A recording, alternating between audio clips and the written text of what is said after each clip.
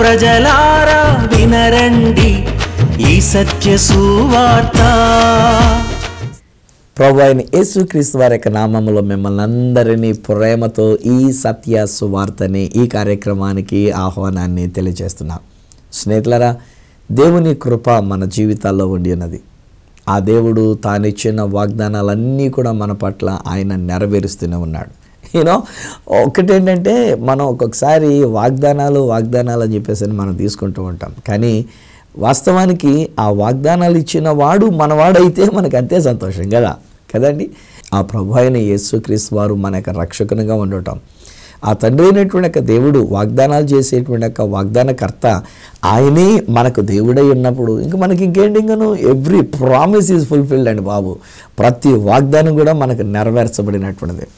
నేను ఇది ఆలోచిస్తుంటే నాకు అనిపించింది, ఒక్కొక్కసారి మరి ఒక్కొక్క వచనం ఏదైనా మనం తీసుకొని ఇది సంవత్సరం కొరకైన వాగ్దానం, ఇది మన కొరకైన వాగ్దానం అనేటువంటిది చెప్పేటప్పుడు ఒక్కొక్కసారి మన కాన్సన్ట్రేషన్ దాని మీదనే ఉండిపోతుంటుంది.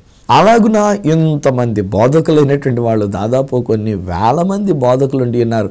సో వాళ్ళందరూ ఒక్కొక్కరు ఒక్కొక్క వాగ్దానం తీసుకొని ఇదే వాగ్దానం అన్నాం అనుకోండి, మరి మిగతా అన్నీ పోతాయి.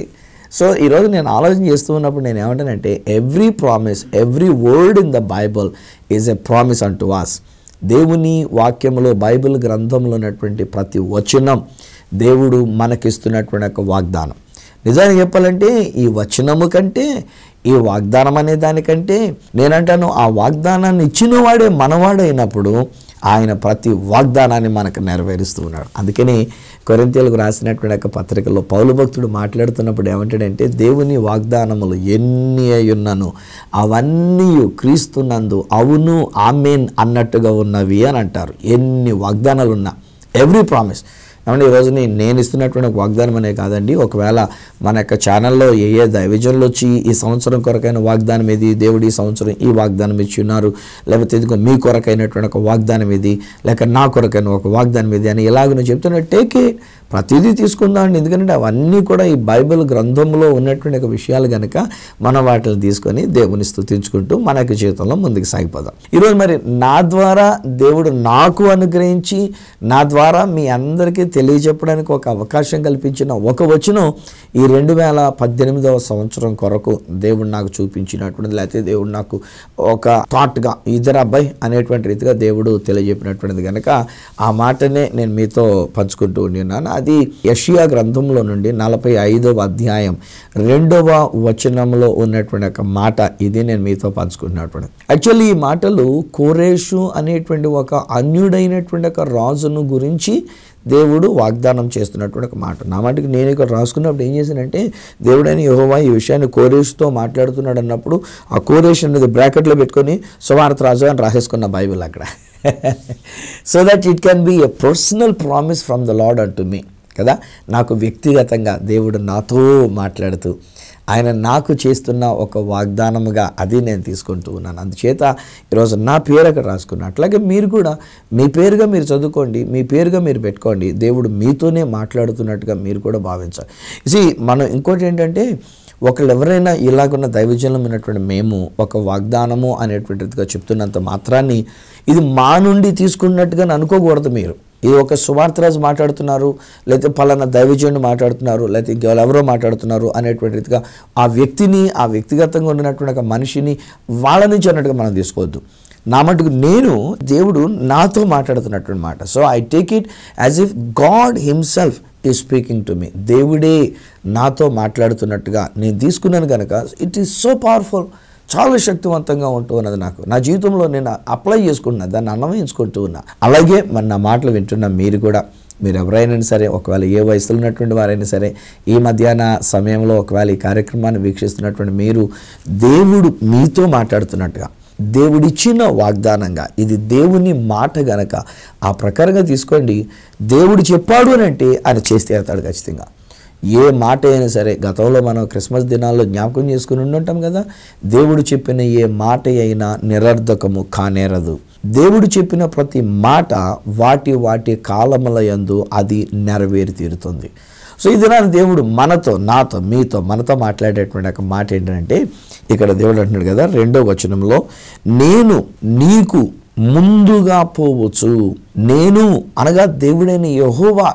ఇది ఆయన గురించి ఒక పేరు కూడా అడుగుతూ ఉన్నప్పుడు, మోషే గారు అడుగుతూ ఉన్నప్పుడు, నువ్వు నన్ను పంపిస్తానంటున్నావు బాగానే ఉంది, మళ్ళీ ఫరో దగ్గర పంపిస్తానంటున్నావు బాగానే ఉంది, మళ్ళీ ఇజ్రాయెల్ ప్రజల దగ్గర పంపిస్తానంటున్నావు బాగానే ఉంది, ఎందుకు నేను అక్కడికి వెళ్ళాక ఎవరు పంపారని చెప్పాలి, నీ పేరేం పేరు, నన్ను పిలుస్తున్నటువంటి నీ పేరేం పేరు అని చెప్పేసి అడిగితే అప్పుడు దేవుడు సెలవిచ్చిన మాట ఏమంటారంటే, నేను ఉన్నవాడను అనువాడను. ఇంగ్లీష్లో అయితేనండి ఐ యామ్ అనేటువంటి ఒక మాట వాడబడుతుంది. ఏమంటే మనం ఆ మాట అనకూడదండి. ఒక్కొక్కసారి మనం మాట్లాడేటప్పుడు ఏమనుకుంటామంటే I am the son of God, I will not fall, ఇలాగని మన వాళ్ళు కొంతమంది ఒక్కొక్కసారి స్టేట్మెంట్లు చెప్తారండి. అప్పుడు నేను అక్కడ అనుకుంటాను, నాయనా నువ్వు అంత గట్టిగా ధైర్యంగా నువ్వు మరీ ఇంతగా విర్రవేగినట్టుగా మాట్లాడితే సైతాన్ గడ పడగొట్టేస్తారు బాబు అని చెప్పేసి అని. అలా పడిపోయారు చాలామంది యొక్క జీవితాలు. నేను చూసినంత మటుకు నేను అసలు పడను అన్నవాళ్ళు పడిపోయారు. నేను ఏమాత్రం కూడా ఇలా ఉండను, నేను మంచిగానే ఉంటాను అన్నవాళ్ళు ఏ విషయాల గురించి అయితే మంచిగా ఉంటామని ప్రామిస్ చేశారో ఆ విషయాల్లోనే వాళ్ళు పడిపోయారు. వాళ్ళందరూ కూడా నేను ఇంతగా దేవుని యొక్క కుమారుని, నేను దేవుని యొక్క ప్రవక్తని, నేను దేవుని అద్భుతాలు చేసేవాడిని అని అన్న వాళ్ళందరూ అయిపోయారు. అలాంటివన్నీ కూడా ఎన్నెన్నో చూసేసాను నేను. అందుకని సగర్వంగా అనేటువంటి రీతిగా మనం మాట్లాడడానికి మనకు లేదు, అంత సీన్ మనకు లేదు. Only God can say that. దేవుడు మాత్రమే ఏమంటాడంటే నేను అనబడిన నేను. అబ్బా ఏం అద్భుతమైన బాబాయంగాను ఆ దేవుడని ఏమండో. ఈ మాట వాగ్దానం చేస్తుంది ఒక రాజకీయ నాయకులు కాదు, ఈ మాట వాగ్దానం చేస్తుంది ఒక పెద్దోడు డబ్బునోడు కూడా కాదు, ఈ మాట వాగ్దానం చేస్తుంది ఒక అధికారం ఉన్నటువంటి ఒక అధికారం అంతకంటే కాదు, ఈ మాట వాగ్దానం చేస్తుంది మన ఇంట్లో వాళ్ళు కాదు, లేక మన పొరుగు వాళ్ళు అంతకంటే కాదు. ఈ మాట ఇలాగున్న వాగ్దానం చేస్తుంది సృష్టికర్త అయినటువంటి ఒక దేవాతి దేవుడు, ఈ లోకాన్ని భూమిని ఆకాశాన్ని సృష్టించిన సృష్టికర్త అయినటువంటి ఒక దేవుడు, యెహోవా అని మనం పిలుచుకోగలిగినటువంటి తండ్రి అయినటువంటి ఒక దేవుడు అంటున్నాడు కదా, నేను నీకు. అమ్మ మీకే, మీ గురించే మాట్లాడుతున్నాడు దేవుడు. బ్రదర్ మీ గురించి కూడా లేండి, మరేనా అమ్మ మీకే అన్నానని చెప్పేసి అని ఆడవాళ్ళ గురించే మాట్లాడుతున్నాడు దేవుడు అని చెప్పేసి అని అనుకోవద్దు. దేవుడు మీ గురించి కూడా మాట్లాడుతున్నాడు, మీ గురించే వాగ్దానం చేస్తే ఏమన్నాడంటే నీకు అనేటువంటి మాట ఉపయోగించాడు. ఒకసారి అండి ఒక పెళ్లి నేను చేస్తున్నాను, ఆ పెళ్లి చేస్తున్నప్పుడు మామూలుగా మాకు పుస్తకంలో ఉన్నది చదవాలి, రిజిస్ట్రేషన్ అవ్వాలి కదా, అందుచేత వాళ్ళు ఇచ్చిన పుస్తకంలో ఉన్నది చదవాలి. సో అక్కడ చదివేటప్పుడు ప్రమాణాలు చేయించేటప్పుడు ఏంటంటే ఫలానా అను నేను, ఫలానా అను నిన్ను, ఇది మొదలుకొని మన జీవితాంతం వరకు అని ఈ ప్రమాణం చేపిస్తూ ఉన్నాను. మగవాడు చెప్పాడంటే సరే చెప్పేశాడు, నా వెనకాల మాట చెప్పేశాడు. ఈసారి ఆడపిల్ల కూడా చెప్తున్నప్పుడు ఫలానా అను నేను, ఫలానా అను నిన్ను, ఇది మొదలుకొని మన జీవితాంతం వరకు అని చెప్తుందంటే ఆ అమ్మాయి ఏం చేసిందంటే ఫలానాను నేను, ఫలానాను మిమ్ములను అని చెప్పేసి అన్నది. వామ్మో మిమ్ములను అనేటువంటి రీతిగా ఇంతలాగా చక్కని గౌరవంగా మాట్లాడింది కదా అని చెప్పేసి అని అనుకొని ఉన్నా. సో ఇప్పుడు ఈరోజు దేవుడు మాట్లాడుతున్నప్పుడు మిమ్ములను అనేటువంటి రీతిగా అనట్లే అయినా నిన్ను అనేటువంటి రీతిగా సింగులర్ టెన్స్తో మాట్లాడుతున్నప్పుడు అక్కడ ఉన్నటువంటి ఒక భావం ఏంటంటే for every individual God is speaking. It's not irrespectable word. అది అమర్యాదగా మాట్లాడుతున్నటువంటి ఒక మాటని కాదు. దేవుడు మనల్ని ఎంతో ప్రేమిస్తున్నాడు, మిమ్మల్ని మీ కుటుంబాన్ని ఆయన ఎంతో ప్రేమిస్తున్నాడు. ఈరోజు నా చనువు కొలిది దేవుడు మీతో వాగ్దానం చేస్తున్నాడు. ఏమంటున్నాడంటే యెహోవానగు నేను నిన్ను లేక నీకు అనేటువంటి రీతిగా వ్యక్తిగతంగా చెప్తా ఉంటున్నాడు. ఈరోజు ఎవరెవరు ఈ నా కార్యక్రమాన్ని వీక్షిస్తున్నారు వారందరికీ నేను వాగ్దానం చేసి చెప్పగలిగిన మాట ఇది. నా ప్రియ స్నేహితులారా, దేవుడు మన కొరకు ఒక అద్భుతమైన వాగ్దానాన్ని దేవుడు తెలియజేస్తూ ఉన్నాడు. ఆ మాట ఏమంటాడంటే నీకు ముందుగా పోవచ్చు. మనకు ముందర నడుస్తున్నాడండి ఆయన. మనం వెళ్ళవలసిన మార్గంలో ఆయన నా ముందర నడుస్తున్నాడండి. ఆయన నా ముందర నడుస్తున్నప్పుడు ఆయన చేస్తున్నటువంటి పని ఏమంటున్నాడంటే మెట్టగానున్న స్థలములను సరళము చేసేదను. ఈ మెట్టగానున్న స్థలములను అనేటువంటి రీతిగా ఉన్నదాన్ని అది ఇంగ్లీష్లో కూడా నేను చదువుకున్నప్పుడు ఏమంటాడంటే హిల్స్ అండ్ మౌంటైన్స్. అంతే సింపుల్గా కొండలు పర్వతాలు ఇలాంటివన్నీ కూడా వాటిని చదును చేసి వాటిని సరళము చేసి గోతులు లేకుండా ఎత్తులు లేకుండా ఎత్తు పల్లాలనే రాకుండా లోయలు కొండలు అనేటువంటి రీతిగా కాకుండా ప్లెయిన్గా ఏర్పాటు చేసినటువంటి ఒక స్థలంలో నేను నిన్ను నీకు ముందర నేను వెళుతూ నేను నిన్ను నడిపిస్తున్నాను అంటున్నాడు ఆయన. హల్లెలూయా! ఎంత మంచి దేవుడు కదా మన యొక్క దేవుడు, మన ప్రభు అయిన యేసుక్రీస్తు వారు. అలాగనే మన తండ్రి అయినటువంటి దేవుడు. ఈవెన్ ప్రభు అయిన యేసుక్రీస్తు వారు కూడా అదే చెప్పారని గతంలో కూడా నేను మీకు జ్ఞాపకం చేసి ఉన్నాను.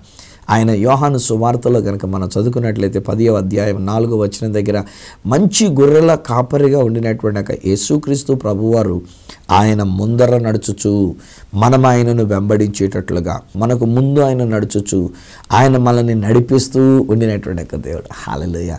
ఈరోజు నేను నా ప్రియ స్నేహితులారా, కలవరపడకండి. ఏమో ఒకవేళ 2017వ సంవత్సరంలో ఎలాంటి లోయల గుండా మీరు వెళ్ళి ఉన్నారు, ఎలాంటి గాఢాంధకారపు లోయల గుండా మీరు వెళ్ళి ఉన్నారు, ఎలాంటి భయంకరమైనటువంటి కొండలు మీరు ఎదుర్కొంటూ వచ్చినారు, ఎలాంటి సమస్యలు మీరు ఎదుర్కొంటూ వచ్చినారు, బహుశా ఎలాంటి పరిస్థితులను మీరు దాటలేక ఎక్కలేక బహుశా క్రిందనే తచ్చాడుతూ ఎంతగా మీరు నలిగిపోతూ వచ్చినారు. ఈరోజు దేవుడు మనతో మాట్లాడుతున్నటువంటి ఒక మాట ఏంటంటే, యెహోవానగు నేను నీకు ముందుగా వెళ్ళొచ్చు, నీకు ఎదురైనటువంటి కొండలను ఆ మెట్టలను నేను సరళం చేసి నిన్ను నేను నడిపిస్తున్నాను అని దేవుడు వాగ్దానం చేస్తున్నాడు. ధైర్యం తెచ్చుకోండి, సంతోషంగా ఉండండి, కలవరపడకండి.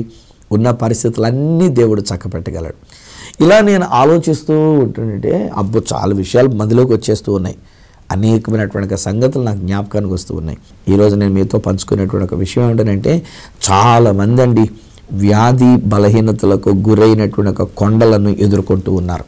ఏమో ఈరోజుని నా కార్యక్రమం చూస్తున్నటువంటి వారు ఎవరు ఎలాంటి వ్యాధిలో ఒకవేళ మీరుండి ఉన్నారో, ఏ బలహీనతతో మీరుండి ఉన్నారో, నాకు వచ్చే ఫోన్ కాల్స్లో చాలామంది చెప్పేటువంటి ఒక విషయాలు ఏంటంటే, ఒకటి షుగర్ వ్యాధితో బాధపడుతున్నటువంటి వారు చాలా నలిగిపోతూ ఉన్నారు. ఆ ట్యాబ్లెట్స్ తీసుకోవాలి, డైట్ సరిగ్గా తీసుకోలేకపోతున్నారు, ట్యాబ్లెట్స్ రెగ్యులర్గా వేసుకోలేకపోతున్నారు. అక్కడ షుగర్ అనేటువంటి ఒక వ్యాధి మన మనసును కృంగదీసేస్తూ ఉంది.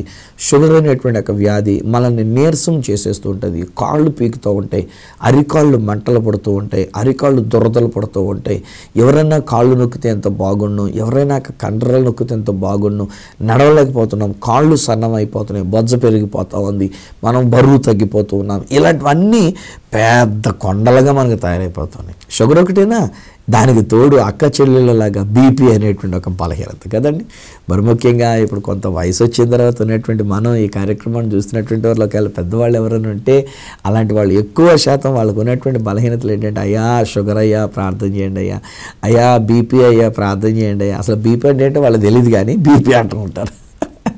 అంటే డాక్టర్ గారు చెప్పారు, నీకు బీపీ ఉందమ్మా, రోజు పొద్దుటే ఈ ట్యాబ్లెట్ వేసుకో, లేకపోతే కనుక ఇంత సంగతిలో ఎప్పుడేమవుతుందో తెలియదు. మళ్ళీ నువ్వు ట్యాబ్లెట్ మాత్రం మర్చిపోవద్దు. ఏది మర్చిపోయినా పర్లేదు, చివరికి ఒకవేళ టీవీలో ప్రోగ్రామ్ చూడకపోయినా పర్లేదు, కానీ ట్యాబ్లెట్ మాత్రం మర్చిపోకూడదు అని అంటారు. మనం కూడా ఏం చేస్తుంటామంటే ట్యాబ్లెట్ మర్చిపోయిన రోజు మళ్ళీ బీపీ పెరిగిపోతుంది, ఎందుకంటే ట్యాబ్లెట్ మర్చిపోయాను అని ఓ టెన్షన్ పెట్టేసుకొని మనం బీపీ పెరిగిపోతూ ఉంటుంది మనకి. ఈ రోజుని ఇలాంటి బలహీనతలు చాలా మన యొక్క జీవితంలో మనం కలిగి ఉంటున్నాం. అందున ఒక వయసు వచ్చినటువంటి వారికి మోకాళ్ళు మోచేతులు ఉండినటువంటి లేక భుజంలో ఉండినటువంటి జ్యూస్ అరిగిపోయి మనకి కొంచెం బలహీనతలు అనేటువంటివి ఏర్పడి మనంతటా మనం స్నానం చేసేటప్పుడు ఒళ్ళు రుద్దుకోవాలంటే రుద్దుకోలేక చేతులు లాగేసి నడువు లాగేసి మోకాళ్ళు పట్టేసి మన కింద కూర్చోలేము, పైకి లేచి నిలబడి ఉండలేము, కుర్చీలో కూర్చుంటే లెగలేము. ఇలాంటి బలహీనతలు నేను మాట్లాడుతుంటే బహుశా ఈ కార్యక్రమాన్ని చూస్తున్న మీలో కూడా కొంతమంది అలాంటి బలహీనతలతో ఉండి ఉన్నారు కదా. ఈరోజు ఏంటంటే అదే మీరు ఎదురవుతున్నటువంటి ఒక మెట్ట. ఈరోజుని నా ప్రభు వాగ్దానం చేస్తూ చెప్తున్నటువంటి ఒక మాట ఏమంటాడంటే, ఆయన మనకెదురైనటువంటి ఒక మెట్టలన్నిటినీ కూడా సమానం చేసేసి లెవెల్ చేసేసి మనం చక్కగా నడుచుకొని వెళ్ళేటట్టుగా ఆ దేవుడు వాగ్దానం చేస్తున్నాడు. నేను నీ ముందర నడుచుచు నీకున్న ఆ మెట్టలన్నిటిని కూడా నేను తీసివేస్తున్నాను అని సెలవిచ్చున్నాను. ఎలా తీసివేస్తున్నాడు ఆయన? బైబిల్ గ్రంథ ఆధారంగా కనుక మనం తీసుకున్నట్లయితే 2000 సంవత్సరాల క్రితం మానవుడిగా ఈ లోకంలోనికి వచ్చిన ఆ దేవాతి దేవుడు, సృష్టికర్త అయినటువంటి ఒక దేవుడు మనిషిగా ఈ లోకంలోనికి వచ్చినాడు. యేసుక్రీస్తు ప్రభువారిగా ఈ లోకంలోనికి వచ్చినారు. ఆయన మానవుడిగా జీవించినటువంటి ఆ దినాలలో ఆయన శిలోమ్రాను దగ్గరికి వెళ్ళి ఉన్నాడు. 33.5 సంవత్సరాల వయసు ఉంటుండగా, మంచి యవ్వన ప్రాయంలో ఉంటుండగా తనకు తానే తన యొక్క ప్రాణాన్ని అర్పించడానికి వచ్చాడు. మన వ్యాధిని భరిస్తూ, మన యొక్క కొండలను భరిస్తూ, ఆయన మన యొక్క బలహీనతలను వహిస్తూ, యెషయా గ్రంథంలోని 53వ అధ్యాయంలో కనుక మనం చూసినట్లయితే ఆయన మన యొక్క వ్యసనములన్నిటిని కూడా భరించినటువంటి వాడు, మన యొక్క బాధలన్నిటి కూడా భరించినటువంటి వాడు, మన బలహీనతలన్నిటి కూడా వహించినటువంటి వాడు. ఆయన మన కొరకు ఆయన దెబ్బలు తిని ఉన్నాడు. ఎంత విలువైనటువంటి ఒక మాట అండి. దేవుడై ఉండి మానవుడైనటువంటి నా కొరకు ఆయన దెబ్బలు తిని ఉన్నాడు. ఆయన చనిపోయినప్పుడు ఉన్నటువంటి ఒక విషయాలు మనం జ్ఞాపకం చేసుకుంటే, కొంతమంది పిడిగుద్దులతో గుద్దారంట, యేసు ప్రభుని గుద్దులు గుద్దారంట, కళ్ళకి గంతలు కట్టేసి గుద్దులు గుద్దేసి అరచేతులతో కొట్టి ఎవడు కొట్టాడు చెప్పు అనేటువంటి రీతిగా కొడుతూ వచ్చినారంట. ఆయన దెబ్బలు తింటూ వచ్చినాడు, కొరడాలతో కొట్టి ఉన్నారు. 1 తక్కువ 40 కొరడా దెబ్బలు ఆయన కొట్టి ఉన్నారు. కొందరు శాస్త్రజ్ఞులు ఏమంటారంటే ఒక్కొక్క కొరడాకి 5 చీలికలు ఉంటాయంట, 5 కనీసం చీలికలు ఉంటాయి అన్నమాట. సో 5 చీలికలు కొరడాకి చివర్లు ఉండినటువంటి వాటికి చివరన దుమ్ము కానీ, అంటే బోన్ ఎముక కానీ, లేకపోతే గాజు ముక్కలు కానీ ఇలాంటి వాటిని ముళ్ళు వేసేసి పెట్టి ఉంచేవారంట. దాంతో కొరడతో ఉండంటే నా ప్రశ్నితులారా, సినిమాలో చూసినట్టు అనుకోకండి. సినిమాలు చూసినప్పుడు ఇలా కొట్టినట్టు ఇలా కొడతారు, బలంగా తీసుకొచ్చి కొట్టినప్పుడు ఇక్కడికి వచ్చేసరికి అది ఏమి ఉండదు, మామూలు పెడతారు. అక్కడ యాక్షన్ చూపించడానికి అక్కడి నుంచి మళ్ళీ అంటుకున్న దాన్ని ఇలా లాగేసినట్టుగా ఇదంతా యాక్షన్. బట్ ద రియాలిటీ 2000 సంవత్సరాల క్రితం నా యేసు ఆయన గాయాలను పొందుకొని ఉన్నాడు. నా యేసుక్రీస్తు ప్రభువారు నా కొరకు, నా వ్యాధి కొరకు ఆయన దెబ్బలు తిని ఉన్నాడు. కొందరు ఏమంటారంటే ఈ యొక్క 5 చీలికల చొప్పున 5 × 39 దాదాపుగా 200కు పైగా ఉండినటువంటి ఒక దెబ్బలు, ఇన్ని ఈ యొక్క చీలికలతో కూడినటువంటి ఒక దెబ్బలు ఆయన యొక్క శరీరాన్ని కండరాలు లాగేస్తుందంటే, అప్పుడు బైబిల్ అంటున్నటువంటి ఒక మాట ఏంటంటే, ఆయన పొందిన దెబ్బల వలన, ఆయన పొందిన గాయముల వలన పాత నిబంధనలు మనకు స్వస్థత కలుగుచున్నది. క్రొత్త నిబంధనలకు వచ్చేసరికల్లా పేతురు భక్తుడు మాట్లాడుతూ ఉంటాడంటే, ఆయన పొందిన గాయముల వలన మీరు స్వస్థత నొందితిరి అని అంటున్నాడు. హల్లెలూయా. ఈరోజు నేను మీకు చెప్పగలిగినటువంటి మాట ఇది. ఫ్రెండ్స్, నా ప్రియ స్నేహితులారా, నా ప్రియ సహోదరుడా, నా ప్రియ సహోదరి, మనకు బలహీనతలు ఉండడం సహజం. ఈ దేహంలో ఉన్నంత వరకు ఏదో ఒక వ్యాధి రావడం అనేటువంటిది సహజం. ఈవెన్ నాకైనా నేనేమి పెద్ద దేవదూతగా దిగొచ్చిననేమి కాదు కదండి, నేను కూడా ఒక మనిషినే కదండి.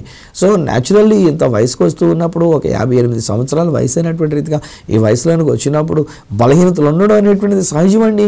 నాకు కూడా డాక్టర్ దగ్గరికి వెళ్తే ఖచ్చితంగా డాక్టర్ నా బ్లడ్ టెస్ట్ చేసి ఏమంటాడంటే షుగర్ ఉందయ్యా మీకు అంటాడు. ఒకవేళ నాకు బీపీ టెస్ట్ చేసి ఏమంటాడంటే మీ బీపీ ఎంత ఉంది, మీరు నార్మల్గా తెచ్చుకోవాలి మీ బీపీ అని చెప్పేసి నాకు కూడా చెప్తాడు. ఒక్కొక్కసారి కంటి విషయంలో ఒక్కొక్క కంటికి ఒక్కొక్కసారి చూపు సరిగ్గా లేకుండా డిమ్ అవుతున్నట్టుగా, ఒక్కొక్కసారి బాధ అవుతున్నట్టుగా, చూపు విషయంలో దెబ్బతింటుంటుంది, పళ్ళు ఊడిపోతున్నటువంటి పరిస్థితి వస్తూ ఉంటుంది. సో ఒక్కొక్క బలహీనత అనేటువంటిది మన వయసును బట్టి కూడా మనకు వస్తూ ఉంటుంది. కానీ ఈరోజు నా దేవుడు నాకు ఇస్తున్న వాగ్దానం ఏంటంటే, నేను అనబడిన యెహోవానైన నేను నీకు, ఏ సువార్తరాజు నీకే, ఇప్పుడు నన్ను అంటున్నాడని నేను అంటున్నాను, అప్పుడు మీరు కూడా ఏం చేసుకోవాలన్నమాట, మీ పేరు అక్కడ పెట్టుకొని మీరు అనుకోవాలి అలాగనా. అరే నాతో మాట్లాడుతున్నాడు దేవుడు అండి. ఇప్పుడు సువార్తరాజు గారు నేను మాట్లాడుతున్నప్పుడు నేను అలాగని పేర్లు పెట్టి పిలుతో కూర్చుంటే కనుక ఒక 50 పేర్లు పిలిచేసరికి నాకు అరగంట అయిపోద్ది, నా ప్రోగ్రామ్ టైం అయిపోద్ది. అందుచేత నేను ఎవరి పేరు నేను పిలవను. కానీ నా దేవుడు మిమ్మల్ని పేరు పెట్టి ఆయన పిలుస్తున్నాడు. ఈ కోరేష్ అనేటువంటి ఆయన గురించి కూడా ఏమంటాడంటే, పేరు పెట్టి నిన్ను పిలిచిన యెహోవానైన నేనని నీవు తెలుసుకున్నట్లుగా అని అంటాడు ఆయన. సో పేరు పెట్టి మనల్ని పిలిచి మరి ఏమంటాడంటే, నీ వ్యాధి నుంచి నీకు స్వస్థత కలిగిస్తూ ఉన్నా. అరే అమ్మా బ్రదర్, మీకే నేను చెప్తున్నాను, అక్కడ షుగర్ వ్యాధి నుంచి దేవుడు మీకు స్వస్థతను అనుగ్రహించినాడు. ఈరోజు మీకున్న బీపీ నుంచి దేవుడు మీకు స్వస్థతని అనుగ్రహించినాడు. ఒక వ్యక్తి కంటి విషయంలో మీరు బాధపడుతున్నారు, యేసు నామములో నేను ప్రకటిస్తున్నా, ప్రభు మీ కంటిని ముట్టి ఉన్నారు. ఉదయానికల్లా మీరు మళ్ళీ తిరిగి లేచేసరికి దేవుడు ఒక అద్భుతమైన కార్యం చేయటం మీరు చూసుకోబోతున్నారు. దేవుని స్తుతించండి. నాకు ఉత్తరం రాయనక్కలే, నాకేం ఫోన్ కూడా చేసి చెప్పనక్కలే, ఎందుకంటే నేను కాదు కదా, నేను ఓన్లీ వార్తాహరుడిని అంతే. నేను ఆయన గురించినటువంటి ఒక వార్త, ఆయన యొక్క వాగ్దానాన్ని చెప్పడానికి దేవుని చేత పంపబడిన దూతనే తప్ప నేను కాదు అద్భుతం చేసేది. దేవుడు మీ కొరకు చేసేశారు. నా ప్రియ స్నేహితులారా, ఇది నేను వాక్యం నుంచి చెప్పగలిగినటువంటిది. ఆయన మన యొక్క మెట్టలన్నీ కూడా తీసేశారు. ఆయన మీకున్నటువంటి యొక్క వ్యాధి నుంచి మీకు స్వస్థత ఇచ్చేశారు. బహుశా ఒక వ్యక్తి నువ్వు చెప్పుకోలేనటువంటి ఒక వ్యాధితో నువ్వు బాధపడుతూ ఉన్నావు, బయటికి నువ్వు పంచుకోలేకుండా నువ్వు నలిగిపోతూ ఉన్నావు. అయ్యో ఈ వ్యాధి నన్ను కృంగదీసేస్తుందండి, ఈ వ్యాధి నన్ను నలిపేస్తుందండి, ఈ వ్యాధి నన్ను బాగా బాధ పెడుతూ ఉందండి, ఈ వ్యాధి వల్ల నేను బయటికి రాలేకపోతూ ఉన్నా, ఈ వ్యాధి వల్ల నేను ఎవరితోనూ మాట్లాడలేకపోతున్నా, నాకున్న ఈ వ్యాధి ఎలాంటిదని ఒకవేళ మీలో మీరు కుమిలిపోతున్నారు, మీలో మీరు నలిగిపోతున్నారు. ఈరోజు నేను చెప్తా, ఎలాంటి మెట్టలైనా, ఎలాంటి వ్యాధి బాధలైనా, ఎలాంటి కొండలైనా నా యేసయ్య శక్తికి మించినది కాదండి బావది. ఆయన మాట పలికారంటే అది పోయి తీరాల్సిందే. బైబిల్ గ్రంథంలో నా ప్రభు అయిన యేసయ్య ఎంతమందినో బాగు చేశాడు. కుష్ఠరోగులైనటువంటి వారిని బాగు చేశాడు. ఆ రోజుల్లో కుష్ఠవ్యాధి నయము కాని వ్యాధి, బాగుపడజాలని వ్యాధి. అలాంటి కుష్ఠవ్యాధి నుంచి దేవుడు బాగు చేసినాడు. గ్రుడ్డి వారిని దేవుడు బాగు చేసినాడు. కాళ్ళు చేతులు ఓచ చేతులు కలిగినటువంటి వారిని బాగు చేసినాడు, నడవలేనటువంటి వారిని బాగు చేసినాడు, చివరికి చనిపోయినటువంటి వారిని సైతము నా యేసయ్య లేవనెత్తినాడు. ఈరోజు నేనంటే నిర్జీవమైనటువంటి అవయవాల్ని సైతము నా దేవుడు లేవనెత్తగలడు. నేను ఇలాగ అంటానంటే ఒక కుటుంబం నాకు కనబడుతుంది. బహుశా మీరు మీ ఇంట్లో వాళ్ళ గురించి మీరు చాలా కన్నీరు పెడుతున్నారు. అయ్యా మా అబ్బాయికి పెళ్లి చేసామండి, మా అమ్మాయికి పెళ్లి చేసామండి, కానీ ఇప్పటి వరకు పిల్లలు లేరండి, చూపించుకుంటే కౌంట్ ఏదో తక్కువ అంటున్నారండి అని చెప్పేసి అని బహుశా మీరు వాపోతూ ఉన్నారు కదా. ఒక స్త్రీ మీ యొక్క గర్భసంచి సరిగ్గా లేనందు చేత, గర్భసంచి ఉండవలసిన రీతిగా ఉండనందు చేత ఈరోజు మీకు ఇక బిడ్డలు పుట్టరు అనేటువంటి రీతిగా మీరు టెస్టులు చేయించుకున్నా డాక్టర్స్ చెప్పారు, మీరు ఆ మాట నమ్ముతున్నారు. అరే ఈరోజు నేను చెప్తున్నా ఈ సత్య సువార్త నమ్మండి అమ్మా. ఈ సత్య సువార్త, సత్యమైనటువంటి ఒక సువార్త ఏంటంటే నా దేవుడని యెహోవా నీ మెట్టలన్నీ కూడా ఆయన తీసివేసినాడు. నా దేవుడని యెహోవా నీ అడ్డు కొండలన్నింటిని కూడా తీసివేసినాడు. నా దేవుడని యెహోవా ఈరోజు నీ వ్యాధి బలహీనతలన్నీ కూడా ఆయన తీసివేసినాడు. బిడ్డలతో మీ బిడ్డలైనటువంటి వారిని దీవిస్తున్నాడు. అమ్మారే మీరు బహుశా మీ కొడుకు గురించి మీరు ప్రార్థన చేస్తున్నారు, బహుశా మీరు మీ కూతురు గురించి ప్రార్థన చేస్తున్నారు. ఈరోజు నేను డిక్లేర్ చేస్తున్నా, ఆ మెట్టలు తొలగిపోయినందుచేత మీ బిడ్డలకి బిడ్డలను దేవుడు అనుగ్రహిస్తున్నాడు. మీ కుమారుని మీ కుమార్తెని దేవుడు దీవిస్తున్నాడు. ఏమో ఒకవేళ కుమారుని కుమార్తెను అంటే ఒకవేళ మీరే ఎదురు చూస్తున్నారేమో. ఈరోజు నేను నా కార్యక్రమం చూస్తున్నటువంటి మీరే బిడ్డలు లేకుండా ఒకవేళ కనిపెడుతున్నారా, మీ గురించి నేను మాట్లాడుతున్నా. మీకున్న ఆ అడ్డు మెట్టలన్నింటినీ ఆయన చదును చేసేస్తున్నాడు. హల్లెలూయా. దేవుని స్తుతించండి స్నేహితులారా. తీసుకోండి ఈ మాట, ఒక వాగ్దానంగా తీసుకోండి.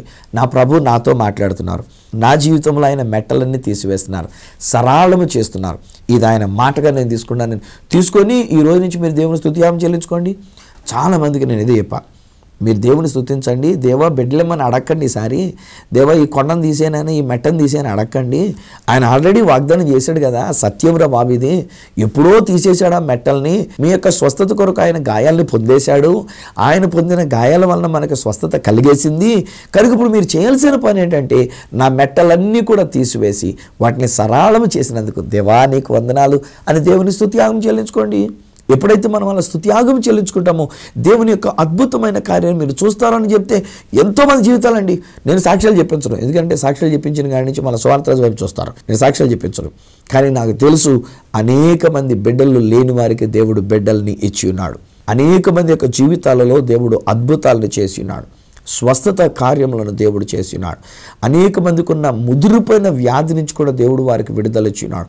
చివరికి వైద్యులు ఇది నయము కాదు, వీళ్ళకి బాగు చేయలేము, వీళ్ళకి మెడిసిన్ కూడా లేదు అనుకున్నటువంటి వారు సైతం ఈ రోజు వరకు కూడా సజీవంగానే ఉండి ఉన్నారు. దేవునికే మహిమ కలుగును గాక. ఆ దేవుడు వాగ్దానం చేస్తున్నాడు, నేను అనువాడనైన నేను నీకు, మీకే, కేవలం మీ కుటుంబానికి, మీ వ్యక్తిగత జీవితానికి నీకు ముందర నడుచొచ్చు మెట్టగానున్నటువంటి ఒక స్థలంలన్నింటినీ ఆయన సరళం చేస్తున్న దానిలో ఈరోజు నేను మీతో పంచుకున్న మాట ఏంటంటే ప్రతి వ్యాధి నుంచి మీకు స్వస్థత అనుగ్రహించినాడు. అమ్మ నాకు ఫోన్ చేయక్కర్లేదు, మీరు నాకు ఫోన్ చేసి కూడా అడగక్కర్లేదు, నన్ను ప్రార్థన చేయమని కూడా అనొద్దు. మన వాళ్ళకి బాగా ఇదైపోయింది ఏంటంటే, అయ్యా నా కోసం ప్రార్థన చేయండి, మా కుటుంబం కోసం ప్రార్థన చేయండి, మా బిడ్డల కోసం ప్రార్థన చేయండి అని ఊరికే ఇక్కడ ఇచ్చిన ఫోన్ నెంబర్ని బట్టి ఫోన్లు చేస్తా కూర్చుంటారు. నేనంటే డోంట్ ఆస్క్ మీ, అఫ్కోర్స్ నేను మీ కొరకే ఉన్నా, మీ కొరకు ప్రార్థన చేయడానికి ఉన్నా, నేను కాదనట్లే. నేను కానీ నా కుటుంబం కానీ మీ కొరకు ప్రార్థన చేయడానికి మేము ఉండి ఉన్నాం. బట్ ద పాయింట్ ఏమంటారంటే మీరు ప్రార్థన చేసుకోండి, ఆ ప్రార్థన స్తుతి ప్రార్థనగా చేసుకోండి. దేవా నీవు నాకు వాగ్దానం చేశావు, ఇది సత్యమైన వాగ్దానం, నేను నమ్ముతున్నా. నీవు నా ఎదురుగా ఉన్నటువంటి ఒక మెట్టను తీసివేశావు, నా వ్యాధిని తీసివేశావు, నా నొప్పి బాధలను తీసివేశావు. బై ద బై ఇంకొక మాట జ్ఞాపకం వస్తుంది, ఈ వ్యాధి బలహీనతలు అన్నప్పుడు బహుశా ఒక వ్యక్తి, నేను చూస్తున్నటువంటి ఒక వ్యక్తి, మీరు మానసికంగా చాలా కృంగిపోయినారు, మీరు మానసికంగా చాలా డిస్టర్బ్ అయిపోయిన స్థితిలో ఉన్నారు. దెర్ ఆర్ ప్రాబ్లమ్స్, ఇంట్లో సమస్యలు ఉండి ఉండొచ్చు, లేకపోతే ఒకవేళ ఏదో పరిస్థితులు ఎదురైనాయి మీకు. సో మీలో మీరు నలిగిపోతూ ఉన్నారు, మీలో మీరు ఒక విధమైన డిప్రెషన్లోనికి వెళ్ళిపోతూ ఉన్నారు. ఈరోజు నేను డిక్లేర్ చేస్తున్నా, అది మానసిక వ్యాధైనా, అది శరీరానికి కలిగినటువంటి ఒక వ్యాధైనా, నాజరుడని యేసు నామంలో ఆ మెట్టలు తొలగిపోయినవి. తొలగిపోమని నేను అడగట్లేదు దేవుని. స్నేహితులారా విన్నారా నా మాట? దేవా వీళ్ళ మెట్లు తీసేనైనా, దేవా వీళ్ళ కొండలు తీసేనైనా, దేవా వీళ్ళ పర్వతాలు తీసేనైనా, వీళ్ళ జబ్బులు తీసేనైనా అని ఏడుపు మొహం పెట్టుకొని నేను అడుక్కుంటలే. నేను డిక్లేర్ చేస్తున్నా, what God has promise that I'm declaring at you.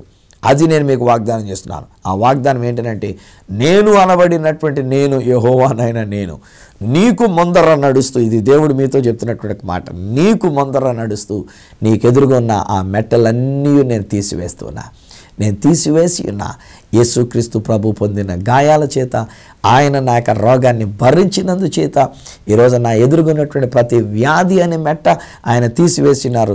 ఈరోజు నేను చేయగలిగింది ఏంటంటే దేవుణ్ణి స్తుతించడమే. స్తుతిద్దామా? రండి, మనం కలిసి దేవుని స్తుతి యాగం చెల్లిద్దాం. కళ్ళు మూసుకోనండి, మనం దేవుని వైపు చూద్దాము. ఆ దేవాతి దేవుడు మన మధ్యలో ఉండి ఉన్నారు, మన ఇంట్లో ఎక్కడికి వచ్చి ఉన్నారు, మన ఇద్దరికి మధ్యలో ఉండి ఉన్నారు. ఆ దేవునికి కృతజ్ఞతలు మనం చెల్లించుకుందాం. తండ్రి, నీకు వందనాలు చెల్లిస్తున్నాం. నీవు యెహోవా దేవుడవు, నేను అని పిలువబడగలిగినటువంటి ఒక దేవుడు, నేను ఉన్నవాడను అనువాడనని సెలవిచ్చిన దేవుడు, నిన్ను స్వస్థపరచు యెహోవాను నేను అని మీరు చెప్పినటువంటి ఒక దేవుడు. డాడీ, మానవ మాతృలనైనా ఈ భూమి మీద మట్టి ఘట్టంలో మేము ఉన్నాం కదా, బలహీనతలు అనేటువంటి రావడం సహజం, అనారోగ్యాలు అనేటువంటివి రావడం సహజం, వ్యాధి బలహీనతలకు గురి కావడం సహజం. వయసును బట్టో, మేము తినే తిండిని బట్టో, ఇంకోటో ఏదో కారణం చేత ఏదో ఒక వ్యాధి బలహీనత అనేటువంటిది మా మీదకి వచ్చినది.